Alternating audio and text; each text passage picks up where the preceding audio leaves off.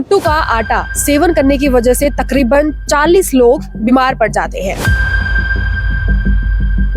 और 5:30 बजे के आसपास मेरी बेटी की और मेरी वाइफ की तबीयत अचानक से ख़राब हो गई, जिसमें इनके सर में दर्द, बॉडी शिवरिंग और बॉडी पेन होना शुरू हो गया था।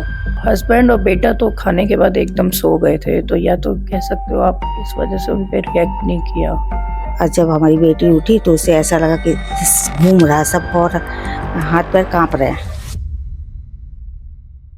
महाशिवरात्रि का वो पावन दिन जिस दिन बहुत सारे लोगों ने भगवान शिव को लेकर व्रत किया था, लेकिन आप जानते हैं कि व्रत में जिस तरह से फलाहारी होती है उसी तरीके से बहुत से ऐसे लोग हैं जो कुट्टू के आटे का भी सेवन करते हैं। 15 तारीख का वो दिन था जिस दिन कुट्टू का आटा सेवन करने की वजह से तकरीबन 40 लोग बीमार पड़ जाते हैं। अभी मैं ग्रेटर नोएडा में मौजूद हूँ और ये ग्रेटर नोएडा के जो आप फ्लैट्स देख रहे हैं ये हिमालय प्राइड है। हालांकि इसके साथ साथ में 2-3 सोसाइटियां और हैं जिनमें इको विलेज और इसी के साथ साथ में सुपर टैग ये सभी शामिल हैं।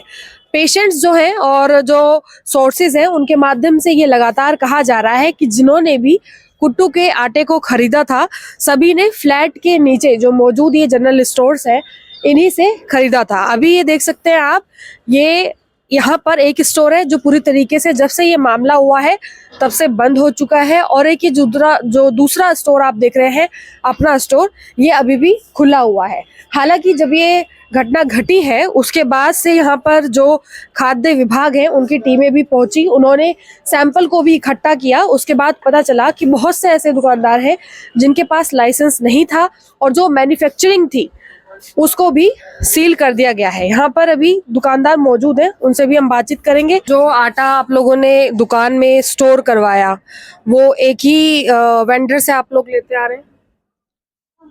जी, वो पहली बार ही हमने मंगाया था। वो यहाँ देता था, अगल बगल की दुकानों पे देता था वो, और पहली बार ही रख के गया था यहाँ पे।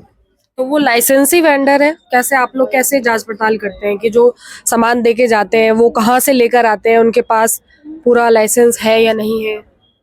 ये तो हमने नहीं देखा था क्योंकि वो काफी 4-5 साल से बाकी मसाले वगैरह वो लेके आता था। मतलब पहले कोई शिकायत नहीं आई थी ऐसी? नहीं।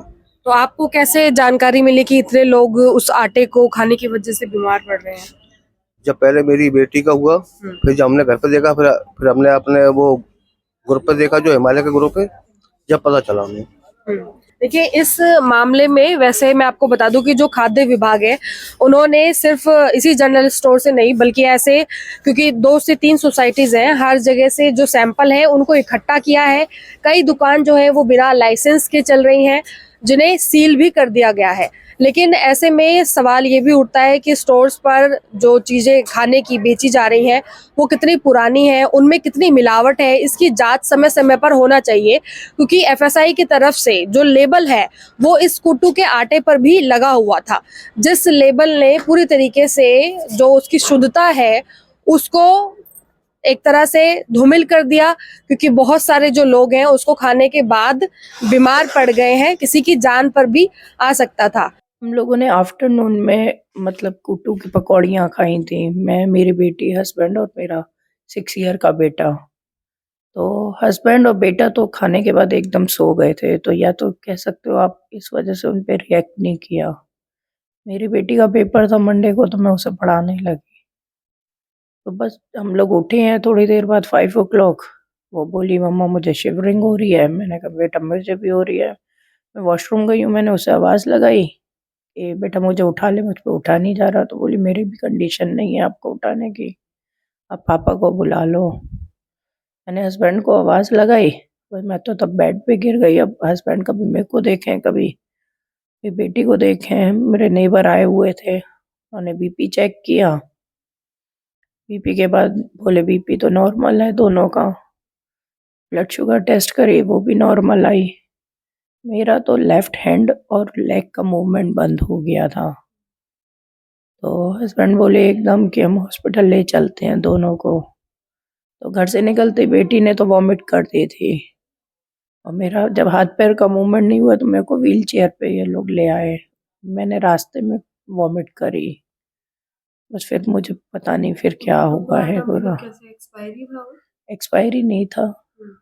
मैंने मॉर्निंग में ही मतलब परचेज किया था नीचे लोकल की शॉप से, और यहाँ पे मेरा ही केस नहीं, क्योंकि मैं 6 o'clock एडमिट हो गई थी 15 संडे के दिन, और हमें लगा कि शायद गैस वगैरह की प्रॉब्लम हो गई हो, लेकिन 10 o'clock देखा मेरे सोसाइटी से एक फैमिली मिलने आई थी।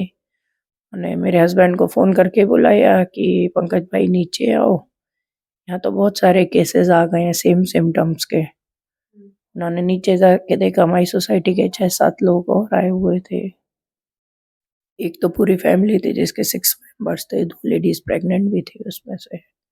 सुपरटेक, इको विलेज, यहाँ के सारे केसेस आए हुए थे। जब हमारा फास्ट था तो दोपहर में हमने लंच में कुट्टू का आटा खाया था, तकरीबन 2:30 बजे के आसपास, और 5:30 बजे के आसपास मेरी बेटी की और मेरी वाइफ की तबीयत अचानक से ख़राब हो गई, जिसमें इनके सर में दर्द, बॉडी शिवरिंग और बॉडी पेन होना शुरू हो गया था। और मेरी मिसेस का जो लेफ्ट हैंड है और लेफ्ट लेग है वो काम करना पूरा बंद कर दिया था। तब इमरजेंसी में हम लोग इनको न्यू मेड हॉस्पिटल लेके आए थे, जहाँ पे इनको इमरजेंसी में एडमिट कराया, और डॉक्टर ने पूरा हमसे पूछा कि क्या खाया क्या नहीं खाया, तो उनको बताया गया कि कुट्टू का आटा खाया है। तो उन्होंने डिहाइड्रेशन की प्रॉब्लम बताई, और इन दोनों लोगों को यहाँ पे इमीडिएटली मेडिकल उसमें इमरजेंसी में इलाज करने के बाद बोला कि इनको एडमिट करना पड़ेगा। आप लोगों ने कुट्टू का आटा खाया था, उसकी वजह से बीमार पड़े? उसकी वजह से बीमार पड़ी है, क्योंकि पूरा दिन तो फास्ट था, शाम को बस के वही चीज खाई थी, कुट्टू का आटा। उसके बाद जो है हम लोग लेट के सो गए, और जब हमारी बेटी उठी तो उसे ऐसा लगा कि घूम रहा सब और हाथ पैर कांप रहे हैं। उसने सोचा बीपी शुगर होगा, लेकिन जब वो चेक किया वो सही था। उसने थोड़ी देर लेट गई, फिर उसने सोचा फिर उठ के देखे, फिर उसे ऐसे ही लगा। अपने हस्बैंड को भी उसने जगाया, तो उन्होंने भी कहा नींद के कारण होगा, सो जाओ। लेकिन उसने कहा नहीं, हम 2 बार ही ऐसा कर चुके हैं, मुझे ऐसे ही लग रहा। जब वो उठे तो पहले उठते तो नहीं, और फिर जरा सा चले तो उनको भी यही काम होने लगा, चक्कर आने लगा और हाथ पैर कांपने लगे। फिर एक वोमिट तो ऐसे ही करी, फिर और वोमिट भी आई। उसके बाद तो हाथ पैर एकदम जैसे बेढाल नहीं हो जाते, कुछ समझ में नहीं आ रहा एकदम।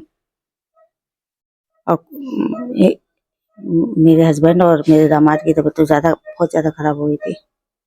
इसी तरह से एम्बुलेंस को फोन किया, अब हम लोग एडमिट हुए। आपने क्या खाया था? यही कुट्टू का आटा वाली पकौड़िया, बस वही खाया था। उसी साथ जो दही फही लगता है, वो तो कुछ मतलब जो मेन चीज बेसिक तो वही थी। अभी इस अस्पताल में जो पेशेंट्स मौजूद है उनसे हमने बातचीत की है। हालांकि कई सारे जो पेशेंट्स हैं वो यहाँ से डिस्चार्ज हो चुके हैं, लेकिन सभी का ये कहना है कि फूड डिस्ट्रीब्यूशन से लेकर जो FSI का एक लाइसेंस प्राप्त होता है हर एक खाद्य विभाग को, उसमें पहले जांच मानक जो है वो सही तरीके से सामने आने चाहिए। क्योंकि कुट्टू के आटे के सेवन की वजह से तकरीबन 40 जो पेशेंट है वो यहाँ पर एडमिट हुए थे। उनमें से कई लोग ICU में भर्ती किए गए थे, और बहुत से ऐसे हैं जिन्हें शिवरिंग, उल्टी, दस्त ऐसी जो दिक्कतें हैं वो यहाँ पर आई हैं। उनका ये कहना है कि महंगा इलाज हर कोई नहीं करवा सकता है, किसी की जान भी जा सकती थी, तो इसलिए ज़रूरी है कि कम से कम जो प्रशासन है वो इस ओर ध्यान दे कि कैसे खाने की चीज़ों में मिलावट एक उच्च स्तर पर पहुंच रही है, और ऐसे उदाहरण हमारे सामने आ रहे हैं। मेरे भी आपसे ये गुजारिश है, अगर आप कोई भी खाद्य पदार्थ का सेवन करते हैं तो सबसे पहले उसकी जांच बेहद ज़रूरी है कि आखिर वो कितने समय पुराना है या फिर किस ब्रांड से वो डिस्ट्रीब्यूट किया जा रहा है।